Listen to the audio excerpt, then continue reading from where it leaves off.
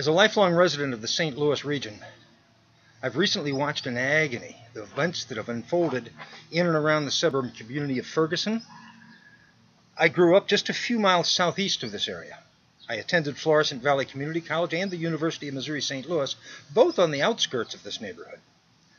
As a young man, I hung out with a group of friends in Overland and St. Anne. Again, very similar communities right there, right next door to Ferguson. My roots can be found in this area. Let me say loud and clear, I wish for the sake of Michael and his family, I wish for the sake of Officer Wilson, for Ferguson, and for our entire St. Louis region, I wish that Michael were still alive today. I wish that years from now, Michael could tell his grandchildren about his run-in with the police years ago and try to keep them from not repeating the same mistakes. And that will be sad. This blog is not about Michael. This blog is not about Officer Wilson. And it's not about the looting and rioting that our press seems to focus on and glorify. What I want to address today is my absolute disgust with the national press coverage of this story. National media flocked to the St. Louis area like buzzards on a dead cow.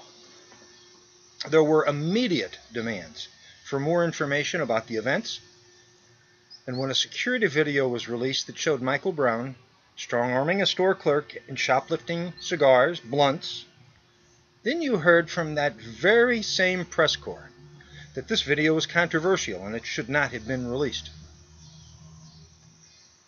Hey, were you not just demanding information?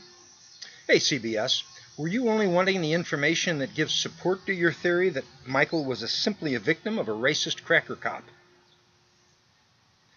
Well, the spin on words from our press now includes Michael Brown was allegedly involved in a strong-armed robbery. Just curious, Washington Post.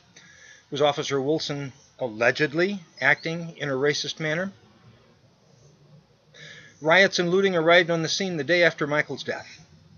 The underlying message in virtually every news report was that the show of force from police was making everything worse.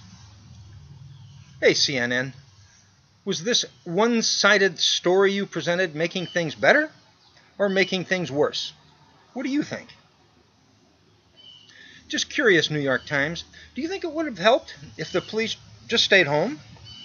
Or if they stood by and watched? If that looting was in your neighborhood, would you have wanted a strong police presence? Well, 4 days into the violence, 2 reporters were arrested from at a McDonald's in Ferguson. And believe me, I had to look hard for other details about this other than those supplied by these 2 East Coast reporters and their comrades. From what could be found, you can deduce that the police were evacuating all the customers from McDonald's for safety reasons. And it looks like all the other patrons complied, but the 2 representatives of the Fourth Estate had to be taken away in handcuffs.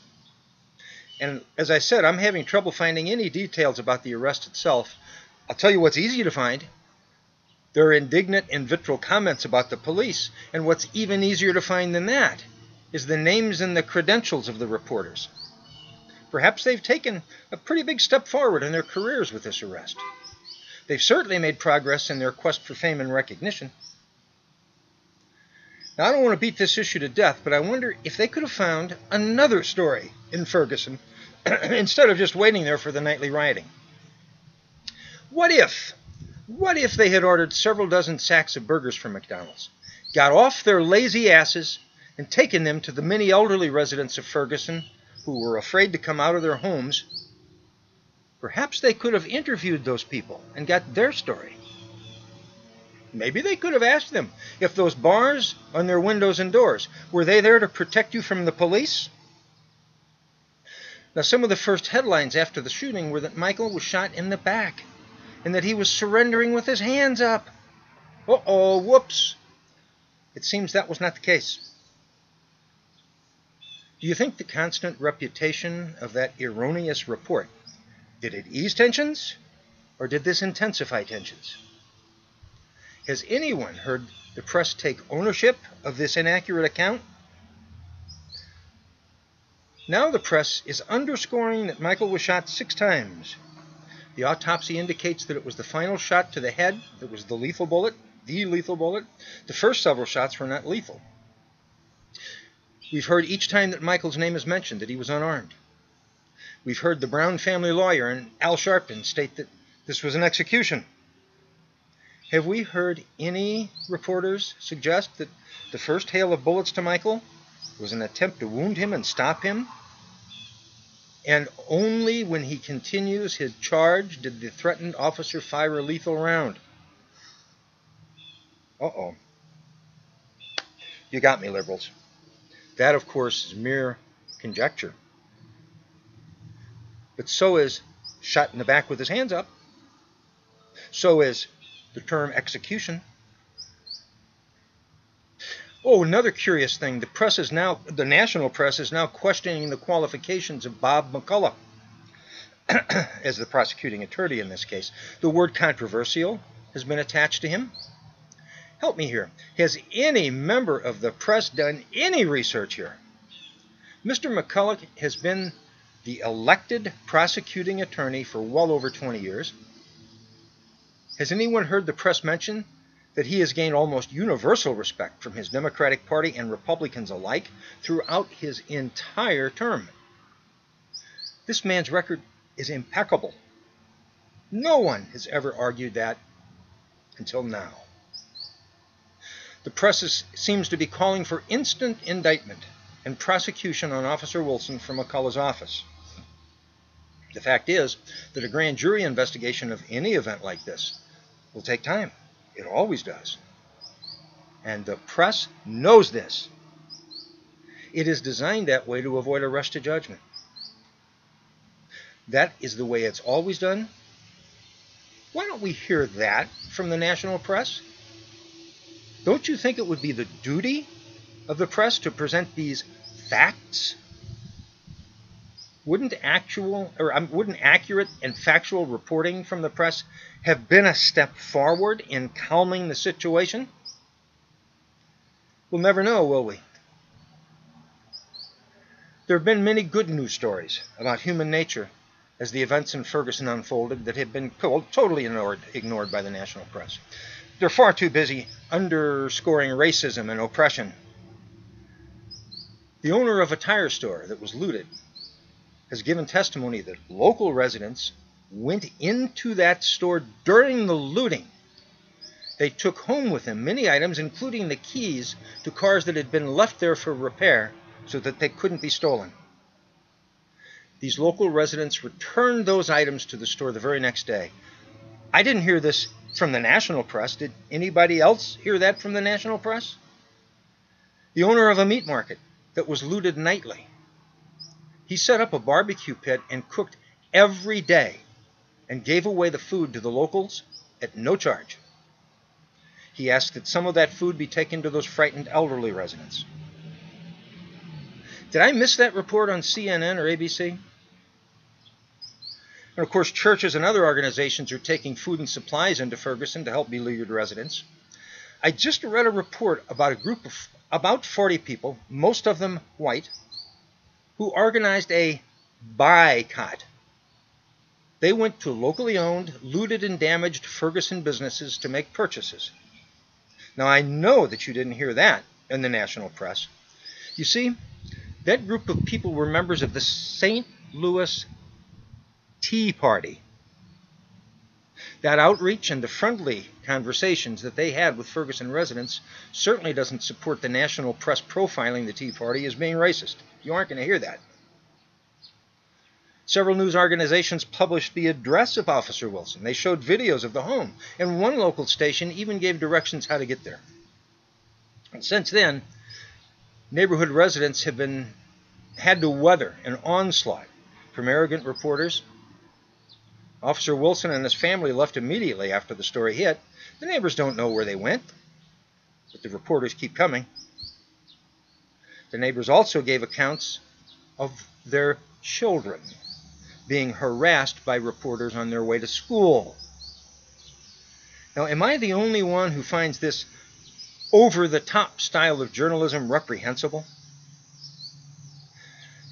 Now, in case you've missed the point, this blog is about my disgust at the cancer of the progressive liberal rhetoric that streams from the mouths of the national press daily about this and every other issue. The Orwellian Ministry of Truth reporting style is going to destroy this country. And it's not limited to the Michael Brown story. This is just close to home for me, and it has awakened a numbness to this status quo. This insidious onslaught of propaganda has been growing for years. You can see it in foreign affairs reporting, stories about the economy, healthcare, global warming, now called climate change, immigration, and every other issue out there. This blog is about the appalling, inexcusable, one-sided, agenda-driven, biased commentary that's shoved down our throats ad nauseum.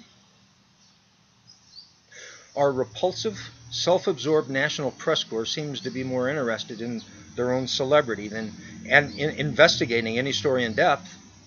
They find a flashy headline that supports their erroneous positions, and then they move on.